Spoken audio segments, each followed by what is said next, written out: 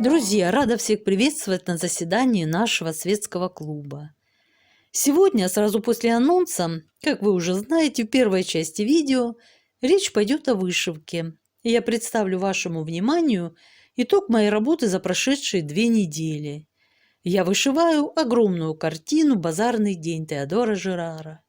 А также, друзья, сегодня в связке с одним из элементов вышивки нас ждет литературная пятиминутка. Затем, во второй части видео, не отрываясь от своего любимого рукоделия, мы вновь отправимся в путешествие по страницам истории, где нас встретят знаменитые загадки глубокой древности. 2 прошлых видео были посвящены царю Соломону, прославившемуся огромной мудростью и неслыханными богатствами, а также царице Савской, легендарной правительнице Аравийского царства Саба, история которой в Библии тесно связана с израильским царем. Сегодня же нас ждет настоящее открытие, своеобразная цивилизация, известная с давних времен. Именовалась она просто по-разному: Нубия, Тессети, Куш, Мероэ, Эфиопия. Итак, следующая глава нашего путешествия – копи царя Соломона. А сейчас вышивка. А дело было так. 8 ноября. Монтируется видео. Ну и получается, что взял свое начало новый отчетный период. Итак, мне предстоит закончить небесный участок. Порядок. Крыши готовы, небо готово полностью. Все замечательно. Произошла перемотка канвы, и Меркуша наш немного смотался. Все равно он на высоте хорошо виден и скучать нам не даст. Все, перемещаемся теперь ниже. Разметка готова. Теперь нас ждет рубрика «Что здесь должно появиться?». Вот очередной строительный объект должен будет появиться на канве. Так, открылось нам окошко с символами, и мы смотрим. 2 единички всего лишь, 3 двоечки, что-то как-то странно, 3 тройки. Сейчас, небось, 4, точно 4 четверки. Так, дальше 7, 9, 11. Ну, пошло по возрастающей, мы все не будем озвучивать это долго. Ну, а самый крупный символ по количеству крестиков — это вот такая кочка, и содержать он будет 221 крестик. И посмотрим, как обычно, где будут располагаться эти крестики. Будут сплоченной группкой, поэтому нормально. Замечательно все. А перед этим тоже хорошие слаженные крестики. Ну а дальше окошко закрыло схему. Ну все, начнем вышивать. Вот так, кирпичик к кирпичику, в данном случае крестик к крестику, возводим стены домов. Ну, на сегодня все. Без четверти 12. Думаю, пора останавливаться. Ну что, вышиваем дом, дом за домом, как в той песне. Дерево, дерево, а за деревом дерево, ну и так далее. Повторяем множество раз. Вот у меня сейчас такая вышивка. Но какое разнообразие, друзья. Не просто стены. Вот окошечко прорисовывается. Ну и дальше какие-то архитектурные изыски в виде балкона средневекового. Да, но к этому мы еще должны прийти. Закончила. Теперь, спасибо этому дому, идем к дому другому. То есть круговорот домов в центре города продолжается. Второй день принес 1212 крестиков. Вот так они выглядят на канве. Завтра продолжим. Итак, многокоричневый участок завершен. Да, друзья, здесь невероятное количество коричневых оттенков. И просто коричневый, и коричневый ультратемный, коричневый светлый, кофе ультратемный, кофе с молоком, бежево-коричневый, тускло-коричневый. Друзья, очень интересно, очень. И мока очень темный, и мока просто темный, и коричнево-серый, и коричнево-черный. В общем, да, разнообразие вроде бы как и есть, но оно вот в такой коричневой тональности. А сейчас мы переберемся с вами вправо, разметим очередную область в 2500 крестиков и посмотрим, что нас ждет. Какой архитектурный ансамбль мы будем вышивать. Ух ты, какая красота! Средневековый балкончик, на котором девушки вечерами томными, лунными слушают серенады от своих поклонников. Венец творенья дивная Диана, вы сладкий сон, вы сладкий сон. Ну что ж, незамедлительно приступаем к вышивке данного эпизода. За сегодня вышито 700 с небольшим крестиков. Ясности это, конечно, не добавило, но продвижение есть.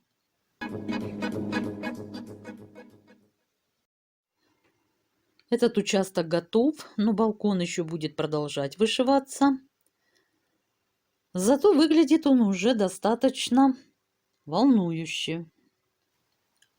А еще этот фрагмент напомнил мне одну историю, печальнее которой нет на свете, чем повесть о Ромео и Джульетте, как сказал Уильям наш Шекспир. Не пора ли, друзья мои, замахнуться на Вильяма, знаете, нашего Шекспира? Само слово «балкон» ни разу не упоминается в пьесе Шекспира. Сцена происходит в саду Капулетти, когда Джульетта оказывается наверху у окна. Но именно балкон, друзья, ассоциируется у меня с тем местом, где произошел один из самых знаковых моментов. Ночью Джульетта на балконе вслух мечтает о Ромео, который в это время стоит у нее под окнами и слышит ее слова. Он также признается ей в любви. Под покровом ночи молодые люди дают друг другу клятву любви и верности. Прошли уже сотни лет, а трагедия Ромео и Джульетты продолжает жить в человеческих сердцах и произведениях искусства. Уильям Шекспир не первый писатель, которого вдохновила история драматической любви. Он сохранил сюжетную линию к тому времени уже написанных трактатов у множества литераторов, оставляя место действия в Вероне. Еще древнеримский поэт Овидий описал историю двух вавилонских влюбленных – Пирама и Физбы. Они полюбили друг друга, но родители запретили им видеться. И тогда молодые люди договорились тайно встретиться за городскими стенами. Физба пришла первой, но ее спугнула только что поохотившаяся львица. Во время бегства девушка уронила свой платок, который потрепал зверь, испачкав кровью только что съеденного животного. Когда на место встречи пришел Пирам и увидел окровавленную ткань, он решил, что возлюбленную убила львица. Виня себя в ее смерти, он заколол себя кинжалом. А вернувшаяся Физба увидела умирающего Пирама и тоже решила убить себя. Впервые в литературе влюбленные Ромео и Джульетта появились у командира отряда кавалерии писателя Луиджи да Порта. Свою новеллу «Новонайденная история двух благородных влюбленных и их печальной смерти», произошедшей в Вероне во времена сеньора Бартоломео де ла Скала, он написал в 1524 году. Сам Луиджи да Порта в своем произведении поведал, что пересказал древнюю веронскую легенду, которую услышал в разговоре с приятелем. Потом был итальянский литератор Матео Банделла, очень популярный в XVI веке новеллист. Он родился в дворянской семье, получил прекрасное образование. Его дядя был генералом католического монашеского ордена, и Маттео сопровождал его повсюду. Писатель был вхож в знатные дома и даже королевские семьи. У Банделла есть новелла «Ромео и Джульетта». Считается, что именно из нее Шекспир взял сюжет для своей трагедии. Но был еще Артур Брук со своей трагической историей Ромеуса и Джульетты, которая была опубликована за 2 года до рождения Шекспира в 1562 году. И некоторые историки предполагают, что англичанин мог взять сюжет для своего сочинения и у него. Как бы там ни было, но именно Уильям Шекспир больше 4 столетий заставляет плакать над самой печальной повестью о Ромео и Джульетте.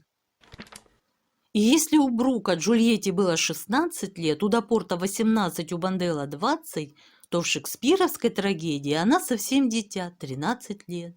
Ей оставалось 2 недели до своего 14-го дня рождения.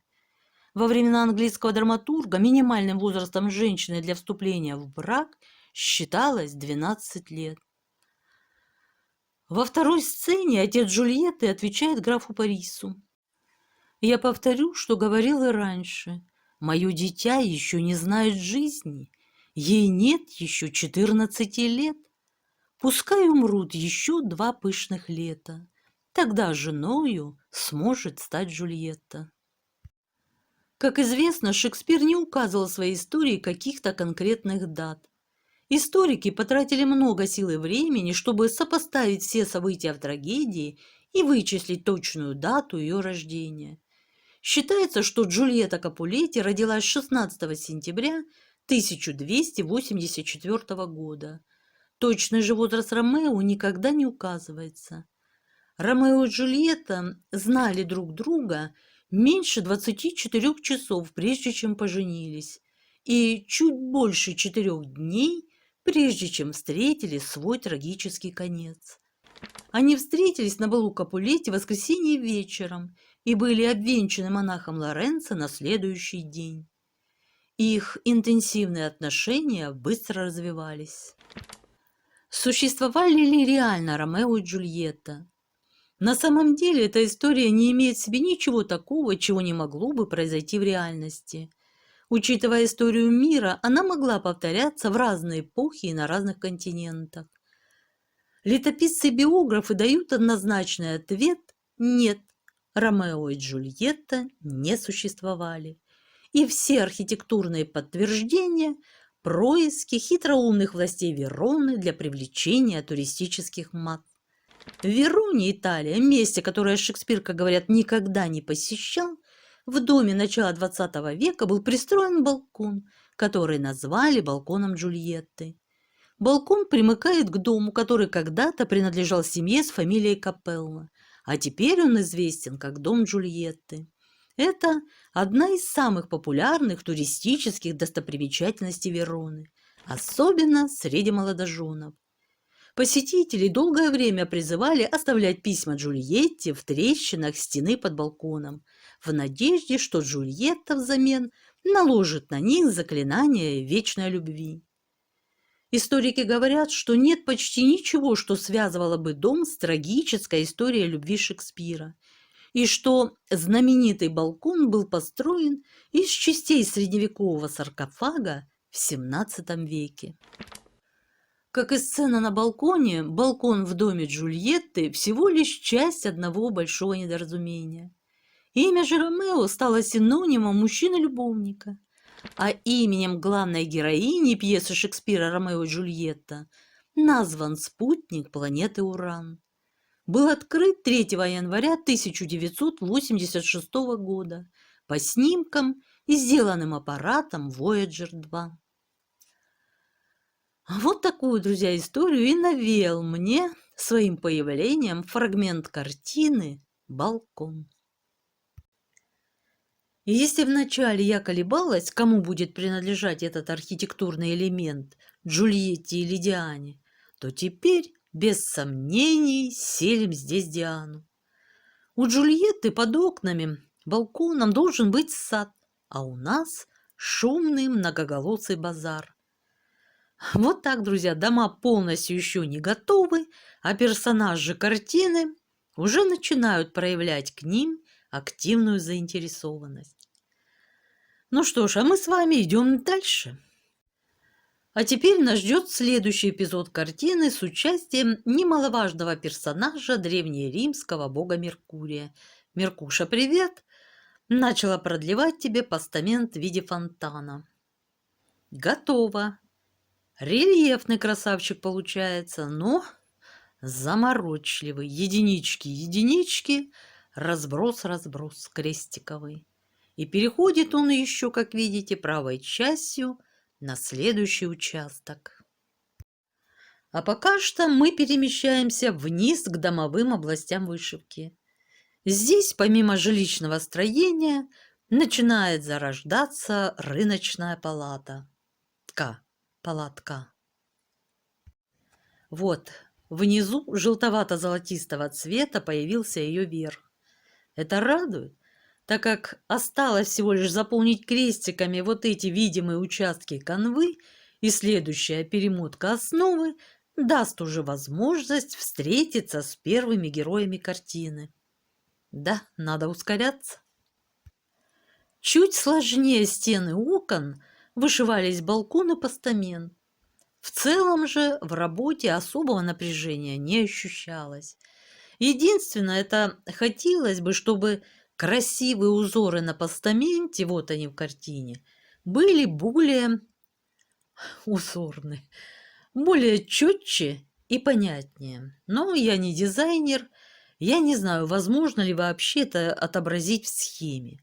А пока меня устраивает то, что получается. И кованые завитушки, украшающие фонтан, и тот же едва уловимый узор. Да и вообще в целом. Теперь для любителей математики озвучу эту красоту в цифрах. В общей сложности вышито уже 19,3% картины. В крестиках это составляет 66 950. За прошедший период 2 недели мне удалось вышить 12 270 крестиков. И впереди еще нас ждут 279 500. Да, еще страшно произносить такие цифры. Итак, друзья, достижения обозначены, результаты продемонстрированы, впечатления озвучены. Вот мы и подошли с вами ко второй части видео. Сразу хочу сказать вам спасибо за просмотры, подписку, лайки и комментарии. Итак, друзья, настраиваемся на нужный лад и отправляемся в путешествие по древнему миру. В письме к фараону Пепе II, одному из правителей шестой династии Египта, жившему 2500 лет до нашей эры, предводитель экспедиции в страну Куш перечислил то, что ему удалось раздобыть в сердце Африки. Черное дерево, слоновую кость, ладан, страусовые перья и черного карлика, пигмея. И это письмо и ответ фараона были высечены в назидание потомкам в гробнице. «Выезжая на север к нашему двору», — приказывал фараон, — «захвати с собой этого карлика. Когда он будет плыть с тобой по реке, назначь отличных людей, которые будут при нем у борта корабля. Пусть берегут его, чтобы не свалился в воду. Когда он будет спать ночью, назначь отличных людей, которые будут спать рядом с ним. Проверяй их за ночь 10 раз. Мы желаем видеть этого карлика более, чем все дары Синая и Пунта». Что это был за карлик? Почему карлик был дороже всех сокровищ Востока? Не потому ли, что он мог знать секрет золотых рудников? Разгадать эту тайну оказалось несложно. Фараону Пепе II в то время было 8 лет, и когда он узнал, что экспедиция из верховья Нила везет с собой карлика, да еще черного, фараон понял, к чему ему благовония и ткани, если у него будет собственный черный карлик. В те годы, когда фараон Пепи II, проживший почти 100 лет, мечтал о карлике, для Египта земли за порогами Нила были загадочными, а экспедиции туда долгими и опасными. А страна Куш, которая там лежала, была выходом в тропическую Африку. Долгие годы ученые полагали, что страна Куш – это далекая провинция Египта, и не более того. Если от города Хартума, столицы современного Судана, отправиться вниз по Нилу, то попадешь в край странных холмов. Они антрацитово-черные и блестящие. Эти непонятные холмы – творения рук человеческих. Это шлак от плавильных печей, которые горели здесь много столетий, пока месторождения железа не истощились. За холмами видны развалины громадного храма, похожего сразу и на египетский, и на римский. А дальше виднеются несколько пирамид. Некоторые полуразрушены, другие совершенно целы. Они меньше египетских по размеру и отличаются от них формой. Кушитские пирамиды сильно вытянуты вверх. Это что-то среднее между египетской пирамидой и обелиском. Сложены они из огромных глыб известняка и достигают высоты в несколько десятков метров. Настоящее открытие исследования царств Куш началось лишь после Второй мировой войны. Египет всегда затмевал своим величием южного соседа, и отношение к нему долгое время было снисходительным. И напрасно. Археологов поразили руины дворцов, храмов и гробниц, представляющих собой порождение процветавшей более 2000 лет назад цивилизации. За годы исследования археологами сделано немало. Открыт главный храм Солнца, исследованы пирамиды цариц и царей Куша, которые оказались сплошными, без внутренних помещений. Могилы царей находились глубоко под землей и были замурованы так, чтобы грабители их не нашли. По мере продвижения работ перед учеными открывалась своеобразная цивилизация, забытая позднее, но известная с глубокой древности. Просто название ее менялось. У различных народов и в различное время она именовалась по-разному: Нубия, Тесети, Куш, Напата, Мероэ, Эфиопия.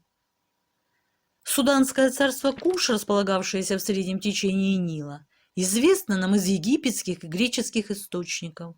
Сведения эти крайне скудны, отрывочны и позволяют представить историю этого государства лишь в самых общих чертах. Так, по сей день остается загадкой этническая принадлежность древних кушитов. Достоверно известно только, что язык их не принадлежал к семье семито-хамитских языков, к которому относился, к примеру, язык древних египтян. На дошедших до наших дней портретах кушитских царей те имеют явные негроидные черты. Начальная история Куша неразрывно связана с египетской. Области южнее первых нильских порогов в течение 1000 лет входили в состав египетской державы.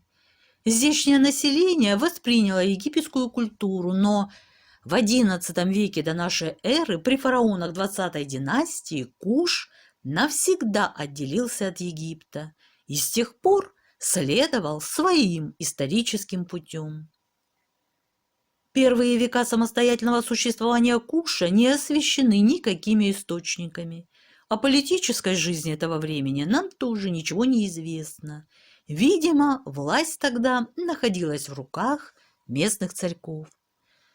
В стране Куш археологи отыскали список царей, которые правили там с 1200 года до нашей эры до 200. Однако многие надписи так и остались непрочитанными.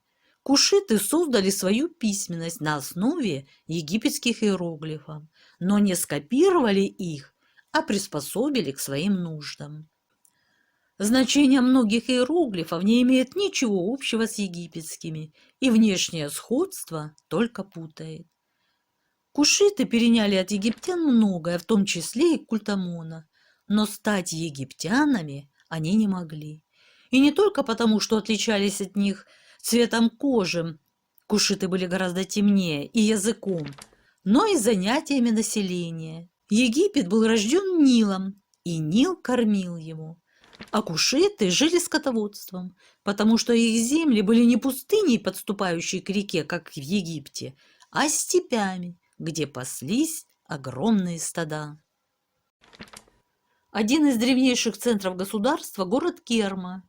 Первые раскопки древней Кермы, лежащей на территории современного Судана, были проведены в 1913 году доктором Джорджем Райзнером. Он обнаружил там тысячи могил.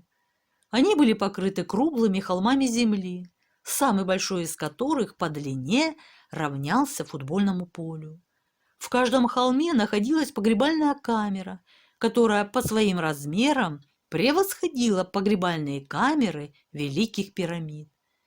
В камере на ложе на 4 ножках, сделанном из переплетенных веревок или пальмовых волокон, натянутых на деревянный каркас, которое было характерно для кушитских погребений, лежало тело человека, занимавшего высокую должность.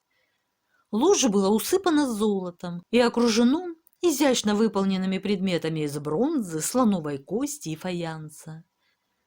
Но не это поразило археолога. В коридорах с кирпичными стенами, примыкающих к погребальной камере, лежали скрюченные тела мужчин, женщин и детей. В одной из гробниц Райзнер насчитал 322 жертвы. Самое большое в мире количество человеческих жертв когда-либо, найденное в одном погребении. Из положения тел он заключил, что люди были похоронены живыми. Райзнер попытался восстановить картину происходящего в гробнице во время церемонии. Они проследовали не в почтительном молчании, как принято у нас, а со всеми теми завываниями и воплями, которые характерны для обитателей Нильской долины. После того, как ложе с телом устанавливается внутри камеры, двери покоев закрываются и опечатываются. Жрецы и чиновники уходят.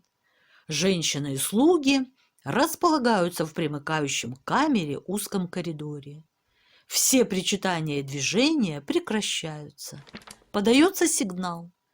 Люди, собранные для погребального пиршества, разбрасывают землю из своих корзин на неподвижные, но живые жертвы, лежащие на полу, а затем бросаются из помещения за новой порцией земли.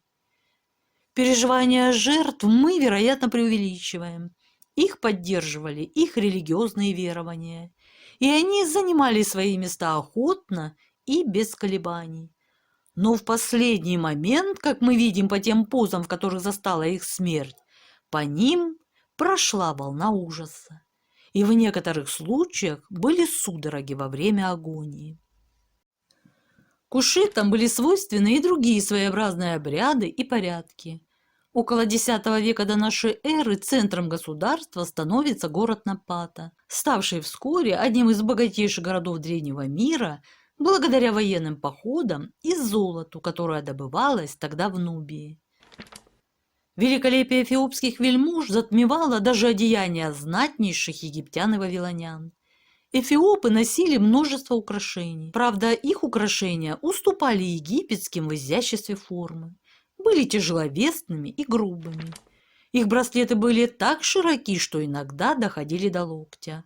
Обручи, которые носили на руках выше локтя, также изготовляли из благородных металлов и украшали символическими фигурами. Особенно необычную форму имели эфиопские перстни. Гнездо перстня было так велико, что надетый на средний палец он закрывал половину руки. Знатные особы предпочитали окрашивать руки и ноги в желтый или оранжевый цвет. Знатные эфиопки отращивали себе очень длинные ногти в знак своего особого происхождения. Религиозным центром царства был скалистый холм Джебель-Баркаль. У подножия холма были обнаружены величественные остатки храма Амона, бывшего верховным богом эфиопского пантеона. Над храмом возвышалась остроконечная башенка, в которой под определенным углом можно было увидеть изображение кобры, увенчанной или солнечным диском, или короной Верхнего Египта. Как для египтян, так и для кушитов, поднявшая голову кобра, называвшаяся Уреем, была основным символом царской власти, и царь носил ее изображение на своей короне. Они верили, что этот символ, как и сама царская власть, был дан богом Амоном. Наверное, кушиты считали гору домом Амона, а башенку– головой царя или короной и источником царской власти в долине Нила. Это и превратило Напату в священный город храмов, а позже в место проведения всех царских церемоний. Джебель-Баркаль стал местом коронации всех их правителей. Кушиты, как и египтяне, верили, что их царь являлся сыном Амона, но при этом они выбирали себе правителя способом, присущим только этому народу. Подходящие на эту должность мужчины собирались в храме у подножия горы и проходили перед статуей бога, которая считалась оракулом. Каким-то образом статуя давала понять, кого бог хочет видеть царем Куша. Но чрезмерное доверие оракула таило в себе опасность для самого царя. Греческий историк Диодор Сицилийский сообщает, что статуя могла также приговорить царя к смерти, и тогда он должен был совершить самоубийство. Видимо, в древнеэфиопском государстве жрецы занимали положение, не уступающее царскому. Более того, жрецы через вестника иногда приказывали царю умереть и назначали на его место другого. Даже всесильные египетские жрецы не могли похвастаться такой властью, как их собратья в Эфиопии. Кушиты многому научились у египтян, в том числе хоронить правителей в пирамидах. Сегодня сохранились целые кладбища, состоящие из пирамидальных гробниц. Несмотря на очевидное египетское происхождение этих памятников, они существенно отличаются от гробниц древних фараонов. Во-первых, своими маленькими размерами. Самая большая из эфиопских пирамид имеет не более 25 метров в высоту. Во-вторых, тем, что только в некоторых из них располагается небольшая камера с куполообразным потолком. В большей же части есть лишь небольшое углубление или ниша чуть ниже верхушки пирамиды.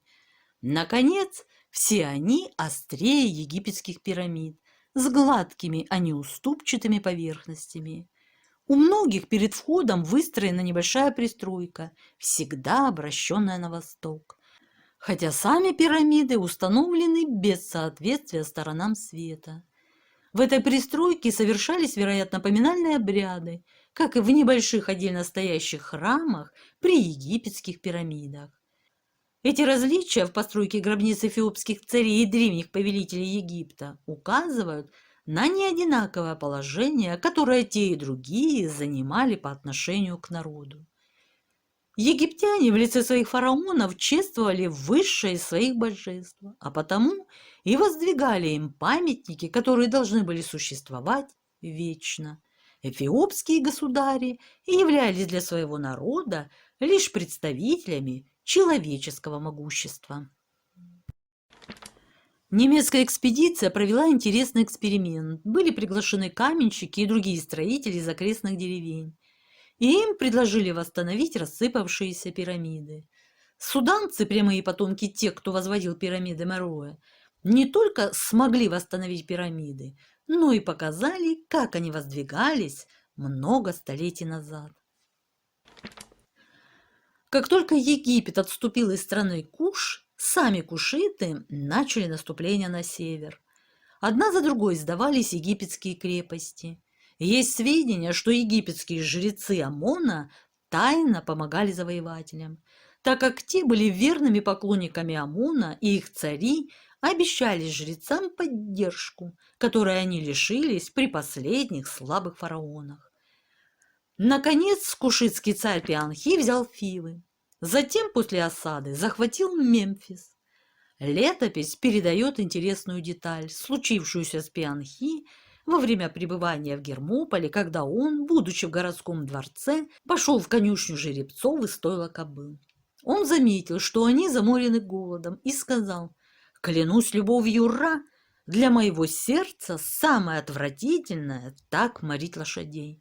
Это хуже всех преступлений, которые ты, то есть предшественник Пианхи, совершил. Эфиопские цари более всего на свете ценили лошадей, и поэтому они скорее отдали бы последнюю еду лошади, чем человеку. Даже после смерти нубийские цари продолжали гордиться своими конями, которые были запряжены в их боевые колесницы. Всего в 60 метрах от гробниц царей было обнаружено кладбище лошадей. Надписи, найденные в 24 могилах, позволили определить, что погребенные в них животные принадлежали Пианхи и 3 остальным фараонам 25-й династии. Лошади стояли в могилах вертикально. Их покрывали пелены, украшенные бусами с амулетами из фаянса, раковин каури, серебра и бронзы. Чтобы придать легитимность своей власти над Египтом, Пианхи устраивает показательное шоу, во время которого фараон Египта из ливийской династии Асакорн III принес ему клятву верности как новому правителю Египта. Победив последнего фараона из 24-й династии, Пианхи не стал грабить Египет, не ушел оттуда, а при поддержке египетских жрецов и части египетской знати основал 25-ю династию. И в течение 70 лет Египтом правили темнокожие эфиопы. Неизвестно, как бы изменилась история Египта, но на страну напал куда более жестокий и сильный враг – ассирийцы. Ассирийцы – мрачные и безжалостные завоеватели Востока, были вооружены железными мечами и копьями. Даже наконечники их стрел и спицы колес их колесниц были сделаны из железа. Египет, в котором еще не кончился бронзовый век, был обречен. Эта война походила на войны европейских завоевателей с мушкетами против индейцев, вооруженных лишь луками и стрелами. Кушитские фараоны и кушитское войско, потерпев поражение, ушли вверх по Нилу, скрывшись за бурными нильскими порогами в своих краях, куда ассирийцы сунуться не посмели. Но власть над Египтом была потеряна. Удалившись на Пату, эфиопские цари уже больше не делали ни одной попытки подчинить царство в нижнем течении Нила и посвятили свое внимание развитию Нубии. Но постепенно царь стал просто игрушкой в руках жрецов. На стенах храмов сохранились изображения, на которых показано поклонение богу Амону. Во главе религиозной процессии выступает жрец, царь же изображен позади. Ослабленное государство становится объектом для агрессии вновь окрепшего Египта. Затем на страну обрушились полчища персов Камбиза. Хотя завоевать Эфиопию не удалось, персы вынудили эфиопов перенести свою столицу из Напаты в город Мероу, располагавшийся на острове. Это царство существовало примерно с середины VI века до нашей эры по IV век нашей эры. Раскопки подтвердили сообщения древних авторов, повествующих о богатстве и великолепии Мероэ. Были обнаружены десятки дворцовых храмов, трехэтажные дома, пирамиды, крепостные стены. А богатство государства было известно Александру Македонскому, который, покорив Египет, встретился с царицей Мероэ. И в ходе беседы царица поразила Александра своим умом. В период Птолемеевского Египта, 3 век до нашей эры, 1 век нашей эры, царство Мероэ было его вассалом, выплачивая дань.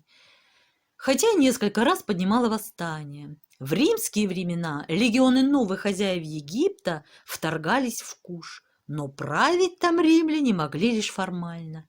Контролировать страну, расположенную за Сахарой, они были не в состоянии. Когда заработали железные рудники Мероэ, кушиты вступили в новую эру процветания. Они торговали железом со всей Африкой и даже с Южной Азией. Но через несколько столетий рудники оскудели, и тогда в Куш вторглись соседи с востока, абиссинцы из одного из африканских царств. Его легендарным основателем был Менелик, которого считали сыном Соломона и царицы Савской. И вскоре потухли печи в Мерое, забыты были египетские боги и опустели храмы Амона. Спасибо за внимание. Ставьте лайки, если вам было интересно. На сегодня у меня все. Всего вам доброго. Пока-пока.